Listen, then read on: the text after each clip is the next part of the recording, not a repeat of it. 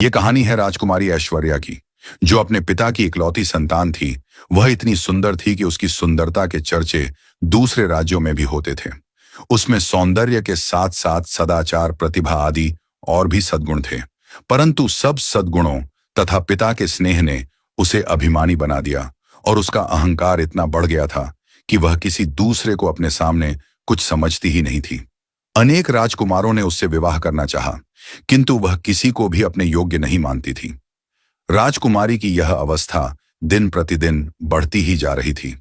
महाराज को लोक निंदा का भय था। लोग कानाफूसी भी करने लगे थे, किंतु राजकुमारी अपने अहंकार में चूर थी। वह किसी भी राजकुमार को देखने तक को भी प्रस्तुत नहीं होती थी।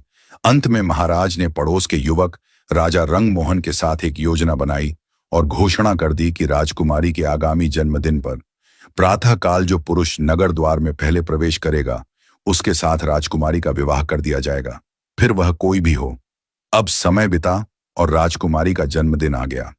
प्रातःकाल नगर द्वार में सबसे पहले आने वाले पुरुष को राजसेवक पकड़ लाए। वह था फटे चिथड़े लपेटे एक भिक्षुक, परंतु वह जवान था, सुंदर था और पूरा अलमस्त था। उसके मुख पर एक अलग ही तेज नजर आ रहा था। महाराज ने राजपुरोहित को बुलवाया और बिना किसी धूमधाम के भिक्षुक के साथ राजकन्या का विवाह कर दिया। राजकुमारी चिल्लाई और रोते रोते उसने अपने सुंदर नेत्र लाल बना लिए। किंतु आज उसके पिता निष्ठुर बन गए थे। उन्होंने पुत्री के रोने चिल्लाने पर ध्यान ही नहीं दिया। भिक्षुक को केवल 5 स्वर्ण मुद्रा देकर उन्होंने कहा, तू अपनी पत्नी को लेकर मेरे राज्य से शीघ्र निकल जा, और याद रखना, यदि फिर तू या तेरी पत्नी मेरे राज्य में आए तो प्राण दंड दिया जाएगा। भिक्षुक ने राजकन्या को पकड़ा और चल पड़ा। रोती बिलखती राजकुमारी उसके साथ जाने को विवश थी, परंतु भिक्षुक ज्यों का त्यों प्रसन्न था। वह पत्नी के रोने पर ध्यान दिए बिना गीत गाता चल रहा था। राजकन्या को पैदल ही पिता के राज्य से बाहर जाना पड़ा। भिखारी उससे मधुर भाषा में बोलता, उसे प्रसन्न करने का प्रयत्न करता। पर्याप्त दूर जाने पर जंगल में नदी किनारे एक फूस की झोपड़ी में दोनों पहुंचे। भिखारी ने कहा, अब यही तुम्हारा घर है। तुम्हें स्वयं अब जंगल के पत्ते और लकड़ियां लानी पड़ेगी, और जो कुछ मिलेगा उसे उबाल कर खाना पड़ेगा, अथवा पास के गांव में लकड़ियां बेचने जाना होगा। मैं भी जितना बन सकेगा तुम्हारी सहायता करूंगा। राजकन्या के लिए यह जीवन बहुत दुखद था, किंतु वह व्यवस्था सब करा लेती है। उसे बस एक ही सुख था कि भिखारी उसके साथ बहुत प्रेमपूर्ण व्यवहार करता था। कुछ दिन ऐसे ही बीत गए। फिर एक दिन भिखारी ने झोपड़ी छोड़ दी और ऐश्वर्या को लेकर वह एक गांव में आया। वहां वे दोनों एक खंडहर जैसे घर में रहने लगे। भिखारी कहीं से कुछ पैसे ले आया और उसने मिट्टी के बर्तन खरीदे। पत्नी से कहा, इन बर्तनों को बाजार में ले जाकर बेच आओ। किसी समय जो राजकन्या थी, उसके लिए सिर पर बर्तन उठाकर बाजार में जाना बड़ा कठिन काम था, लेकिन उसे जाना पड़ा। भिखारी ने उसे स्पष्ट कह दिया कि यदि उसकी आज्ञा का पालन ना करना हो तो वह उसे छोड़कर चला जाएगा। अब बेचारी राजकुमारी ऐश्वर्या बर्तन सिर पर उठाकर बाजार गई। उसे बर्तन बेचना तो आता नहीं था, दूसरों से नम्र व्यवहार करना भी नहीं आता था। बाजार में बर्तन रखकर वह उनके पास खड़ी रही, क्योंकि जमीन पर बैठना उसे बहुत बुरा लग रहा था। तभी उसके पास एक घुड़सवार युवक आया। उसने उससे से बर्तनों के दाम पूछे। राजकुमारी ऐश्वर्या ने रूखे स्वर में दाम बताए तो घुड़सवार लौट पड़ा। लौटते समय उसका घोड़ा भड़क उठा और उछल पड़ा। घोड़े के पैरों की ठोकर से सब बर्तन फूट गए। घुड़सवार बिना कोई ध्यान दिए वहां से चला गया। अब राजकुमारी ऐश्वर्या इससे बहुत दुखी हुई और बेचारी रोती हुई घर लौटी। भिखारी आते ही क्रोधित होगा। यह बात सोच सोचकर उसके प्राण सूखे जा रहे थे।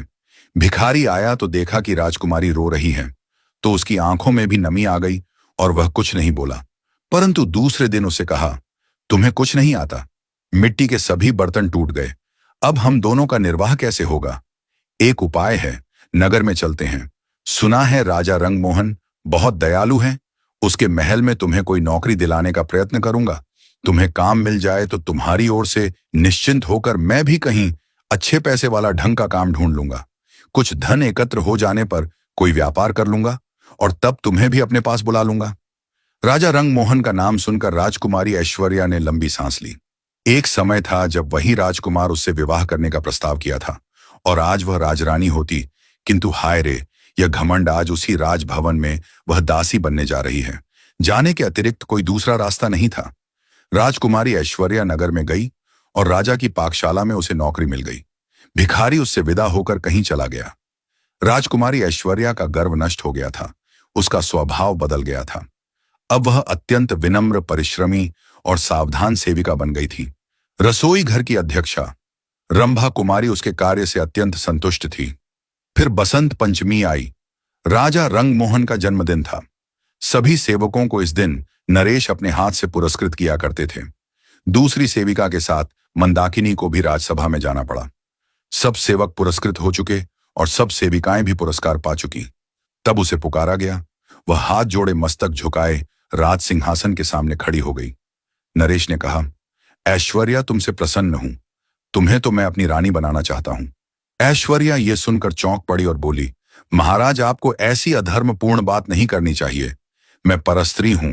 भले ही मेरा पति भिक्षुक है, पर मेरा तो वही सर्वस्व है। उसे छोड़कर मैं दूसरे किसी को सोच भी नहीं सकती।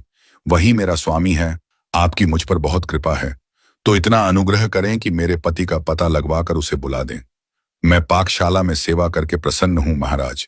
रंगमोहन चले गए और थोड़ी देर में वह भिखारी राजमहल से निकला। राजकुमारी ऐश्वर्या उसे देखते ही दौड़कर उसके पैरों पर गिर पड़ी। भिखारी मुस्कुराया और बोला, ऐश्वर्या, मुझे ध्यान से देखो तो तुम्हें मुझ में और रंगमोहन में कुछ सादृश्य नहीं मिलता क्या? अब भेद खुल चुका था। भिखारी के वेश में उसको ग्रहण करने वाले स्वयं राजा रंगमोहन ही थे और वह थी उनकी महारानी। राजा ने कहा, राजकुमारी, मुझे क्षमा करना। तुम्हारे अभिमान की मुझे कोई दूसरी औषधि मिली ही नहीं, इसलिए तुम्हारे पिता के साथ मिलकर मुझे यह रास्ता अपनाना पड़ा।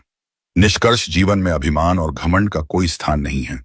कठिन परिस्थितियां हमारे अहंकार को मिटाने और हमें विनम्र बनाने के लिए आती हैं, तथा जीवन की सच्ची समझ कठिनाइयों से ही मिलती है और सच्चे प्रेम और समर्पण के बिना जीवन में वास्तविक खुशी और संतोष संभव नहीं है।